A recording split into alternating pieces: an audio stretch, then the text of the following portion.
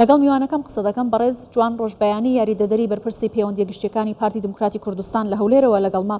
بەڕێز جوان سپاسکە لەگەڵ کوردستان 24 بۆچی گۆڕانکاری بەسەر هەڵوێستی ئەو لایەنانەدا دێت کە بەر لە هەڵبژاردنەکە بە باش لە قەڵەم دەدەن لە بەرەوەی بەدڵخوازی ئەوان و لەژێر چاودێری کۆمسیۆنی هەڵبژاردنەکانی عێراق بووە، بەڵام ئێستا کە ئەنجامەکان بەدڵیان نییە باس لە ساختەکاری دەکەن.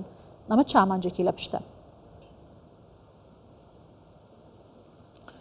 سڵاوتان لێبێت، سڵاو لە بینەرانی کوردستان 24.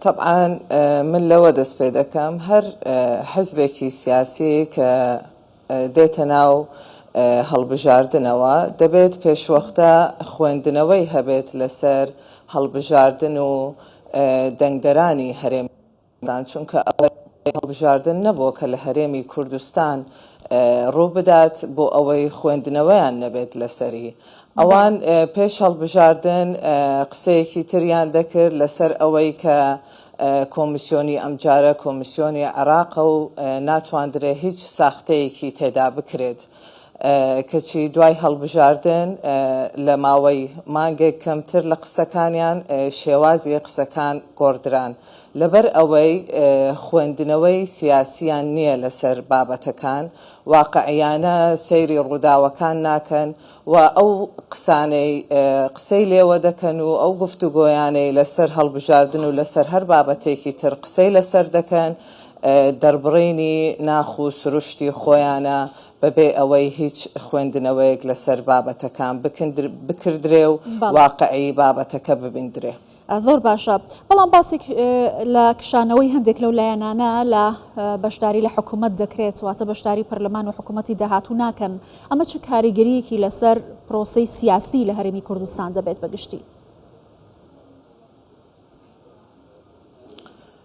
طبعا ئەو حزبانەی کە قورساییەکی وان نییە لە هەرێمی کوردستان و ژمارەی کورسی و دەنگدەرەکانیشیان بەو شێوە نەبوو، کشانەوەیان لە پەرلەمان تەئسیرێک ناکا لەسەر ئیشی سیاسی و کاری پەرلەمانی، بۆیە کورسیەکانیان بەسەر فراکسیۆنەکانی تردا دابەش دەکرێت و کاری پەرلەمانی بەردەوام دەبێت و تەئسیری لە حکوومەتیش نابێت، چونکە ئەوانە حزبی گەورە نین کە تەئسیر لە پرۆسەی سیاسی هەرێمی کوردستان بکات.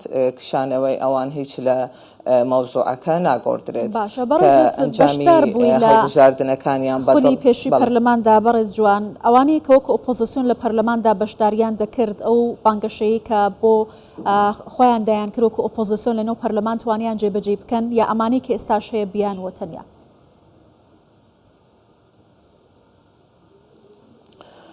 طبعا با من لەوەوە دەست پێ بکەم کۆتا جەلسەی پەرلەمانی کوردستان کە کۆتا جەلسەی پەرلەمان بوو بە گرژی و ئاڵۆزیەکی زۆر داخرا لەبەر ئەوەی یاسای کۆمیسیۆنی هەرێمی کوردستانمان کارا دەکردەوە.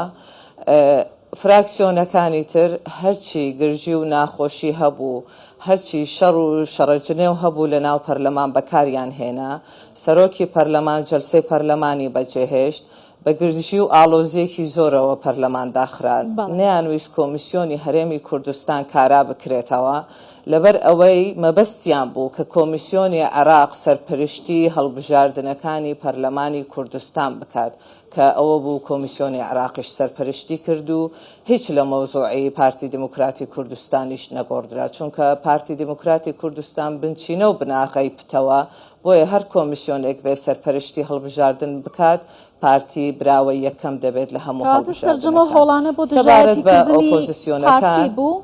بەڕێز جوان، بەڵێ هەموو هەوڵەکان درا لە پەرلەمانی کوردستان بەوەی کە یاسای هەڵبژاردن هەموار نەکرێتەوە. ئەوە بوو دایانە دادگای ئیتیحادی کە حەقی تەشریعی نییە یاسایی هەڵبژاردننی هەرێمی کوردستانی دەستکاری کردبەوەی لە یەک بازنەی کردیە 4 بازنە کە ئەوەل ڕێگری لێکرا لە پەرلەمانی کوردستان ئێمە یاسای هەڵبژاردن هەموار بکەینەوە. پارتی دموکراتی کوردستانیش فراکسیۆنی پارتیش وەک هەمیشە بۆ ئەوەی گرژی و ئاڵۆزی تەئسیر لە هەرێمی کوردستان نەکات هەمیشە بەڵانسی لە بینی حزبەکان ڕاگرتووە بە هیچ جۆرێک زۆرینەی خۆی لە پەرلەمان بەکار نەهێنا بۆ ئەوەی ئەو گرژی و ئاڵۆزیانە دروست نەبن. یاسای هەڵبژاردنیان کردە 4 بازنە بۆ ئەوەی پارتی دەنگی کەم بکات. کۆمیسیۆنی هەرێمی کوردستان نیان هێشت کارابێ لە پەرلەمانی کوردستان بۆ ئەوەی کۆمیسیۆنی عێراق سەرپەرشتی بکات و پێیان وابوو ئەو سەرکەوتنەی پارتی بە تەزویر و ساختەکاریە بەبێ ئەوەی خوێندنەوەی سیاسیان لە هەرێمی کوردستان هەبێت و سەیری مێژوو ڕابردووی هەڵبژاردنەکان بکەن کە پارتی هەمیشە هێزی یەکەم و متمانەی دەنگی بەدژایەتیکردنی پارتی توانیان چی بگۆڕن؟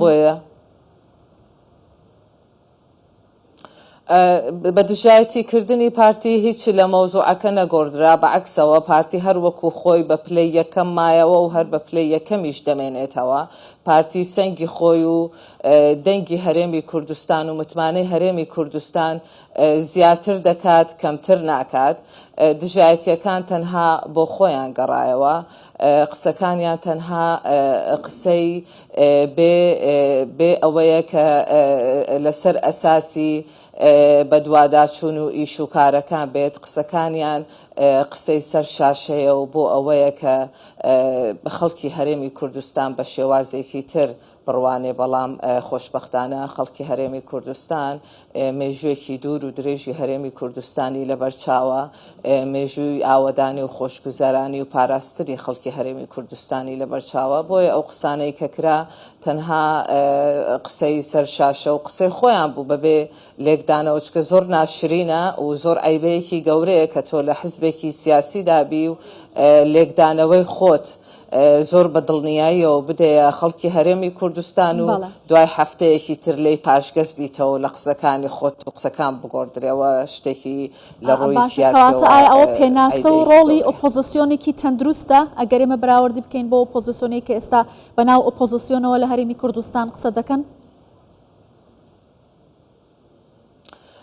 طبعاً ئۆپۆزیسیۆن لە هەموو وڵاتانی جیهاندا هەیە و شتێکی زۆر ئاساییە، بەڵام ئۆپۆزیسیۆن دەبێت ئۆپۆزیسیۆنێکی بنیادنەر بێت، نەک ئۆپۆزیسیۆنێکی ڕوخێنەر. ئەوەی ئێمە لە پەرلەمان و لە دوای پەرلەمانیش بینیمان، ئۆپۆزیسیۆن تەنها قسەکردن بوو.